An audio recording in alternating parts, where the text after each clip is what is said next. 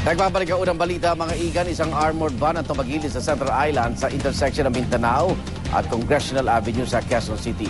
Sugatan ang rider ng motosiklo nang masagi ito ng armored van. Darito ang report ni Julius Segovia. Galos at lapno sa binti ang tinamo ng rider na si Aurelio Lagneva. Napilitan daw siyang itumbang minamanehong motorsiklo matapos makitang patagilid ang isang armored van sa Center Island sa may intersection ng Mindanao at Congressional Avenue, Quezon City, mag-alas 6 kagabi. At napansin ko itong pag-iwang-iwang mabilis siya. Tapos sumampa na dito sa gutter. Sabay tumawid na dito. Ako naman, preno ako.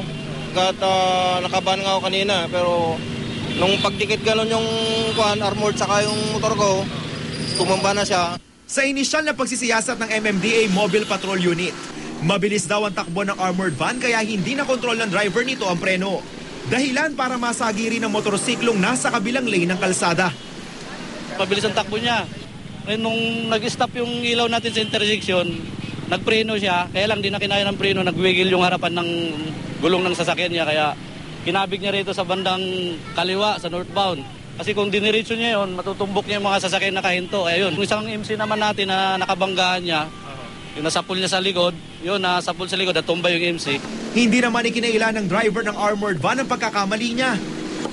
Yung stoplight, kumbaga yung nag-orange na siya. Pero akala ko kasi tutuloy pa yung pag full brake na siya, syempre, aabutin ko siya. Iginater ko na ngayon yung kaya syempre madulas pa yung kalsada. Kaya bumaliktad ako. Nagdulot ng masikip na daloy ng trapiko ang aksidente. May paalala naman ng mga traffic enforcers sa mga motorista, lalo na ngayong maulan ang panahon.